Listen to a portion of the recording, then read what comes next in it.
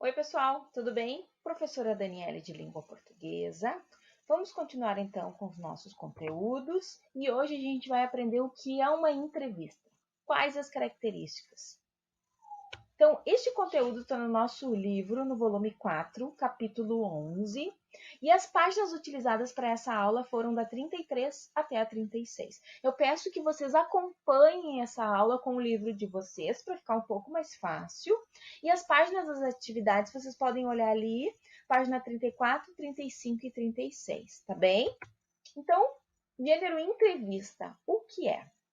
É uma conversa, diálogo entre duas pessoas, geralmente entre duas pessoas.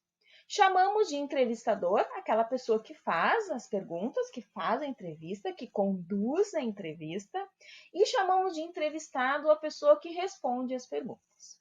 Então, o objetivo principal da entrevista é extrair informações e declarações para esclarecer determinado assunto. Por exemplo, tem uma pessoa muito famosa que eu gostaria de saber alguns detalhes sobre a vida dela, sobre a profissão dela. Então, eu preparo uma entrevista, né? Essas informações, porque eu gostaria de saber. Eu preparo uma entrevista sobre essas informações e faço as perguntas para ela. É um dos gêneros textuais muito utilizados nos jornais, nas revistas, nos rádios, na TV. Isso a gente já está mais acostumado de ver, né? Também hoje temos o Facebook, que é uma ferramenta que também a gente já vê alguns vídeos com entrevistas, né? As entrevistas também são muito comuns na hora de a gente procurar um emprego. Geralmente, o responsável da empresa faz a entrevista com o futuro funcionário. Também tem entrevista com a psicóloga, entrevista social, são alguns tipos de entrevista. Então, as características deste gênero, da entrevista. A entrevista é um gênero de caráter interacional. O que é interacional? Que tem uma interação entre as pessoas. O que é interação? Por exemplo, o entrevistador vai perguntar e a pessoa vai responder, o entrevistado responde. Então, isso é o que a gente chama de interação, essa troca de informações. Geralmente, uma entrevista é entre duas pessoas. Ah, mas eu já vi entrevista que tem mais pessoas. Sim, mas a resposta é individual, normalmente, né? A gente pode fazer uma pergunta para 4 pessoas, por exemplo, mas cada um vai responder. Então, se torna essa interação entre duas pessoas, entre o entrevistador e a pessoa que vai responder, a outra pessoa que vai responder, e assim por diante. A entrevista pode ser registrada em áudio, em vídeo ou nos dois, né? E ela pode ser feita também por escrito. Então, hoje é muito comum a gente receber perguntas por e-mail, por exemplo, até pelo WhatsApp, que é uma boa ferramenta. Eu posso fazer minha entrevista, o que eu quero saber do meu entrevistado, todo o questionário por e-mail e mandar para a pessoa, ou pelo WhatsApp também, né? O objetivo da entrevista é obter informações sobre a pessoa entrevistada, né? Sobre um tema, sobre a vida dela, sobre a profissão dela, enfim, o que eu gostaria de saber sobre aquela pessoal. Então, no nosso livro de conteúdos, a gente tem um tipo de entrevista ali, que o entrevistado é o Maurício de Souza, que é o pai da Mônica, o criador da Turma da Mônica. Então, o título da nossa entrevista é O Mundo Precisa de Mais Turmas da Mônica. Quem faz as perguntas, quem faz a entrevista é o Celso Masson, e aquele número que a gente tem ali é o número da revista que saiu essa entrevista. A edição de 28 de 4 de 2017, número 2472. Vamos lá, vamos à introdução da entrevista. Criada há mais de 50 anos, a Turma da Mônica vai enfim virar gente de verdade.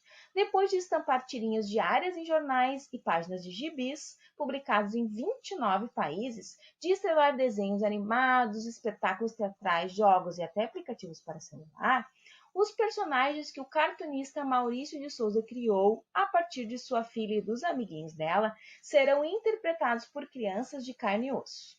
Em 2018, Mônica, Cebolinha, Cascão e Magali voltarão ao cinema no filme Laços. O cão da raça Lhasa Apso, que viverá Floquinho, já está sendo adestrado para o papel. Para o restante do elenco, a seleção de atores será feita a partir de inscrições abertas ao público, a partir do dia 1º de maio. Continuando.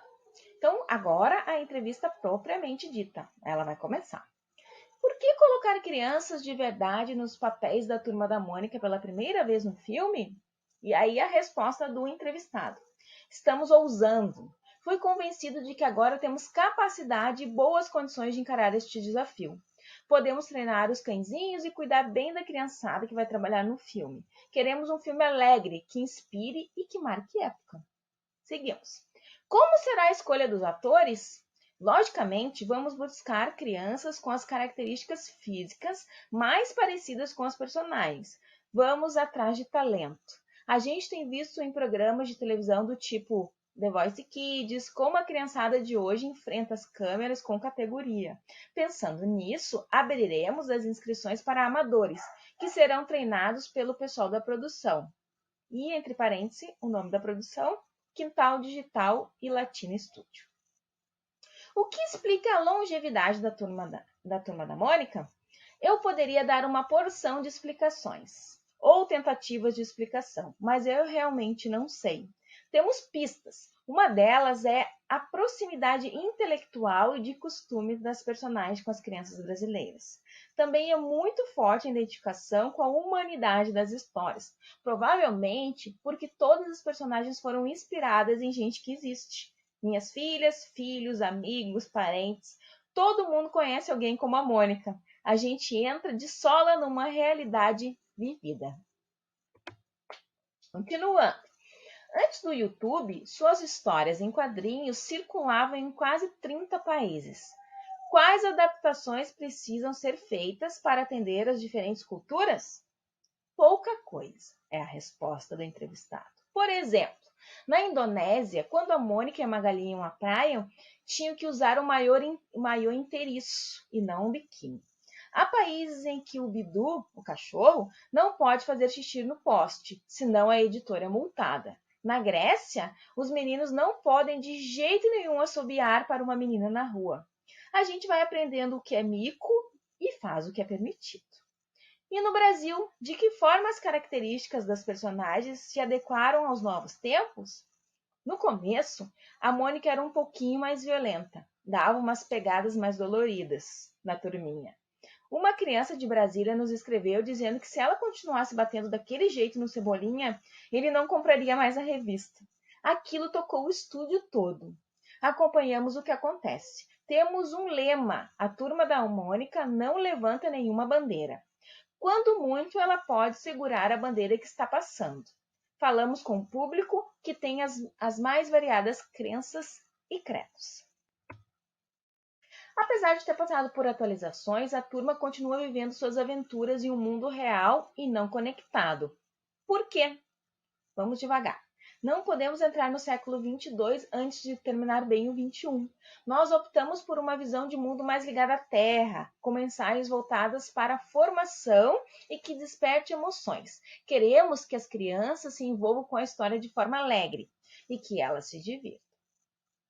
Então, ali embaixo, temos a referência da entrevista, Celso Masson, O Mundo Precisa de Mais Turmas da Mônica, disponível no site da revista Isto É, e que foi acessado no dia 14 de outubro de 2019. Pergunta 1 sobre a nossa entrevista. O texto que você leu é organizado em... Como a gente sabe que o gênero entrevista ele parte de perguntas e respostas, então a gente tem que marcar o primeiro quadradinho ali, perguntas e respostas. Número 2, quem é o entrevistador? Eu li para vocês que o entrevistador é o Celso Masson e o entrevistado é o Maurício de Souza. Número 3, como você diferencia as falas do entrevistador e do entrevistado? No texto, as perguntas do entrevistador aparecem em negrito, bem pretinho ali, né? Já a resposta do entrevistado não tem destaque. Então, percebam que em toda a entrevista, a pergunta está bem preto, né? E a resposta um pouco mais clarinha. Número 4. Qual é o objetivo do primeiro parágrafo do texto? Então, o objetivo do primeiro parágrafo é apresentar as informações que a gente vai ver na entrevista. O que vai acontecer é informar a entrevista ao leitor. Certo? Continuando, pessoal, número 5. Por que Maurício de Souza foi entrevistado? Porque os personagens criados por ele, pelo quadrinista, seriam retratados em um filme. Número 6. O elenco do filme precisa ser formado por crianças. Como Maurício de Souza anunciou que seria feita a escolha dos atores? Então, na entrevista, a gente percebe que ele responde assim: a equipe de produção abriria as inscrições para atores profissionais e amadores, buscando crianças com características físicas semelhantes às dos personagens. Número 7. Releia o trecho. O que explica a longevidade da turma? E a resposta: eu poderia dar uma porção de explicações ou tentativas de explicação, mas eu realmente não sei. Pergunta A. De acordo com o contexto, o que significa longevidade? É o segundo quadrinho que a gente vai marcar, e longevidade significa algo ou alguém que tem vida longa. É que a Turma da Mônica está há muitos anos no mercado, né? Por isso esse tipo de pergunta. Letra B. Qual é a idade da Turma da Mônica? A Turma da Mônica tem mais de 50 anos. E onde a gente tira essa informação? Essa informação está na introdução da nossa entrevista, no primeiro parágrafo. Letra C. Segundo o entrevistado, a turma faz sucesso por tantos anos, por quê? E a gente vai marcar o segundo quadrinho, porque os personagens se comportam como crianças reais. Número 8. Releia este trecho. Antes do YouTube, suas histórias em quadrinhos circulavam em quase 30 países. Letra A.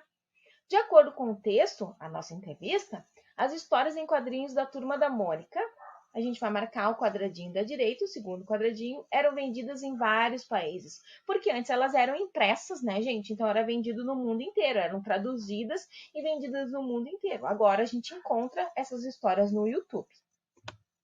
Letra B.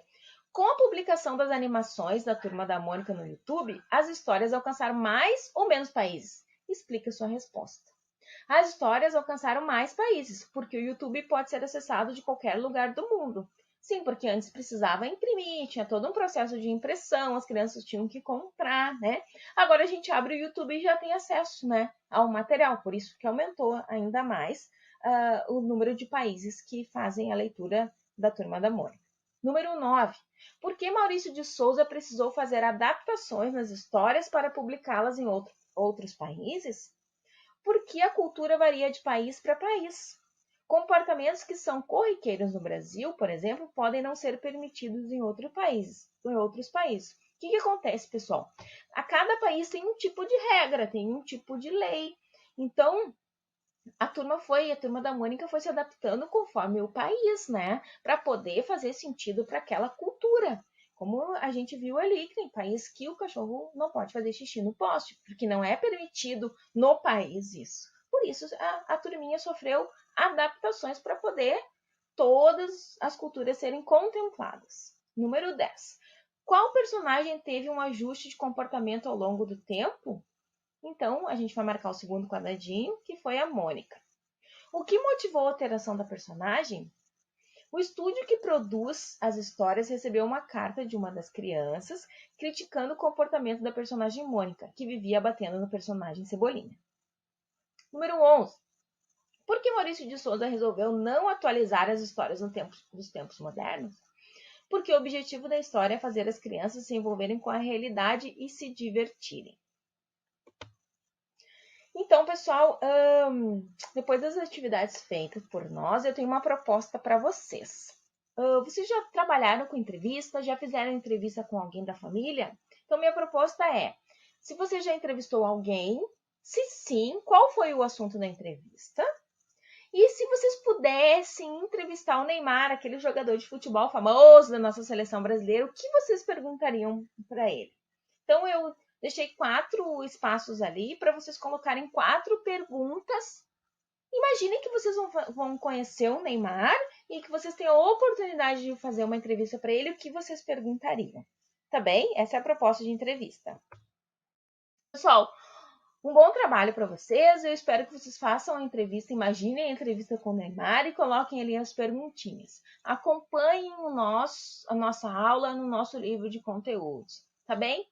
Beijo, pessoal. Tchau, tchau. Até a próxima. Let it go, let my body go. Make our bodies higher.